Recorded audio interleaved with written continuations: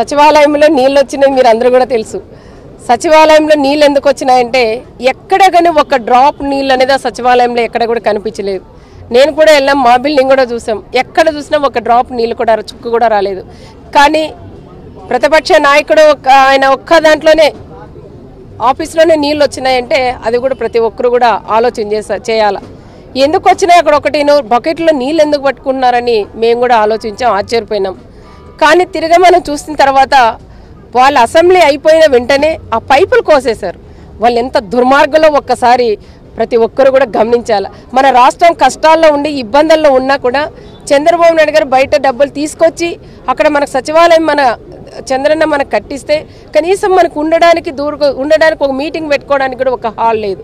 అలాంటప్పుడు సార్ కూడా ఆ పని చేయిస్తే ఒక సంవత్సరం తిరగనే ఆ సచివాలయం కట్టించారు. కానీ ఎక్కడ కూడా నీళ్ళు రాలేదు, అసెంబ్లీలో రాలేదు, కౌన్సిల్లో రాలేదు, సీఎం గారు ఆఫీసులో రాలేదు, మా ఆఫీసుల్లో కూడా ఎక్కడా రాలేదు, ఆఫీసుల్లో కూడా ఎక్కడా రాలేదు.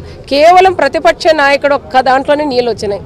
అంటే దానికి కారణం ప్రతిపక్ష నాయకుడు జగన్మోహన్ రెడ్డి. వాళ్ళ నాయకులు ఎమ్మెల్యేలు కానీ కొంతమంది నాయకులు కక్షబంది ఈ ప్రభుత్వానికి చెడ్డ పేరు తీసుకురావాలన్న ఆలోచనతో పైపులు కోసేశారు. ఒక్కసారి ఆ దుర్మార్గాన్ని మీరు కూడా కళ్ళతో మీరు చూడండి, ఆలోచించాల.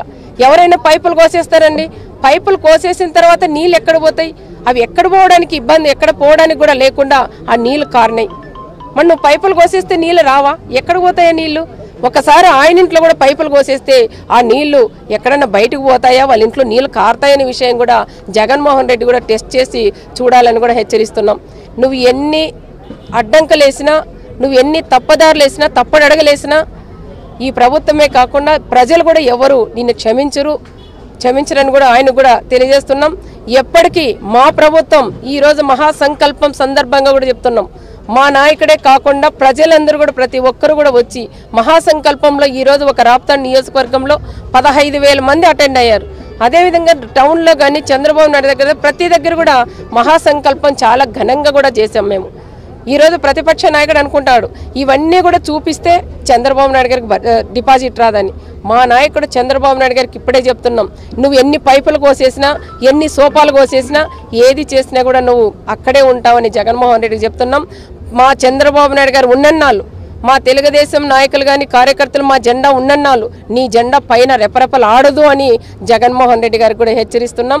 ఎప్పటికీ పర్మనెంట్గా మా ముఖ్యమంత్రి చంద్రబాబు నాయుడు గారే అని ప్రత్యేకంగా జగన్మోహన్ రెడ్డికి నేను చెప్పడం కాదు, నా కార్యకర్తలు, నా ప్రజలు, మా మహిళలు, మా రైతు సోదరులు, యూత్ అందరూ కూడా వాళ్ళందరూ కూడా గట్టిగా కూడా చెప్పేది ఒకటి, చంద్రబాబు నాయుడు గారు ఎప్పటికీ ముఖ్యమంత్రిగా ఉంటాడు, పగటి కలలు కనొద్దు అని జగన్మోహన్ రెడ్డి గారిని కూడా హెచ్చరిస్తున్నాం.